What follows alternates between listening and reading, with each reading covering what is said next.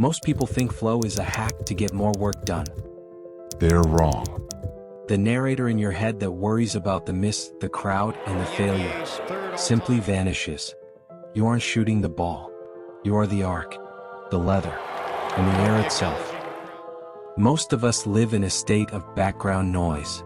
It's the unprocessed hum of the ego, that internal narrator that constantly critiques and worries. In psychology, we call this the default mode network. In life, we call it observer self. The philosopher Alan Watts famously said about music, "You don't play music to reach the end. You play it to be in it." Maurice Merleau-Ponty, "The body knows before you do." He believed, your body understands the world before your mind explains it. You don't consciously calculate every move. In the flow state, you stop interfering with your body's intelligence. You let something deeper take over. That's why it feels smooth. Flow is that moment when you finally stop observing, where life stops being a problem to solve and becomes something you're inside of.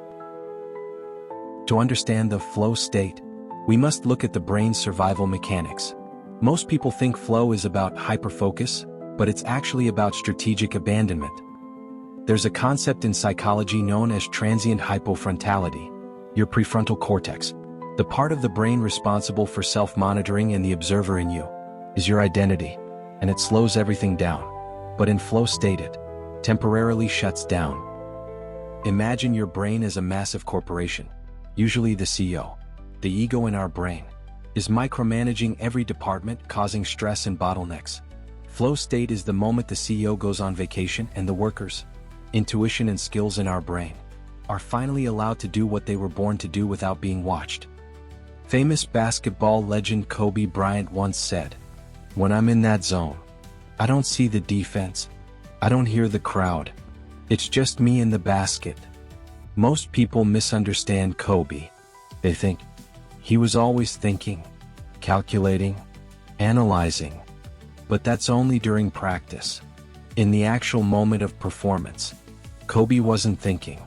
He once described it like this: "You've done it so many times. Your body just knows." Mihai Csikszentmihalyi, the father of flow research, put it, "The ego falls away. Time flies. Every action, movement, and thought follows inevitably from the previous one, like playing jazz." Friedrich Nietzsche hinted at something deeper. The highest state is not control, but creation without self-consciousness.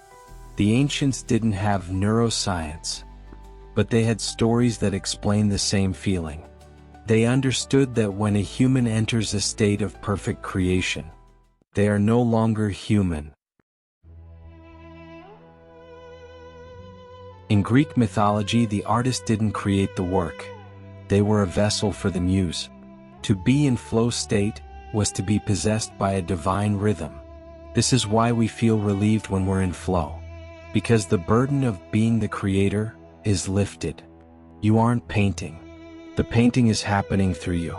There's an ancient Greek story about Orpheus, a musician so gifted that his music could bend reality itself. When he played, he wasn't performing. He became the music. No separation, no self, just pure expression. We have so many artists in music, like jazz player Louis Daniel Armstrong and famous ghazal singer Nusrat Fateh Ali Khan. The core of this is the Chinese concept of wu wei, or effortless action. It is the art of letting go. As Lao Tzu wrote in the Tao Te Ching, the master does nothing, yet nothing is left undone. Consider the Zen archer. If he thinks about the prize, he loses his skill. If he thinks about the bow, his hand shakes. He only hits the target when he becomes the arrow. When challenge meets skill and the observer you trying to control you steps aside, you are in the zone. So why can't you access flow whenever you want? Because you're trying to enter it. And that's the paradox. Flow state begins where control ends. The highest form of human achievement is not effort, but alignment.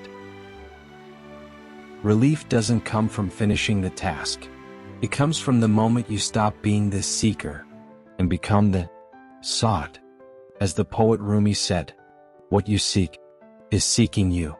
In flow state, the seeker and the sought finally meet.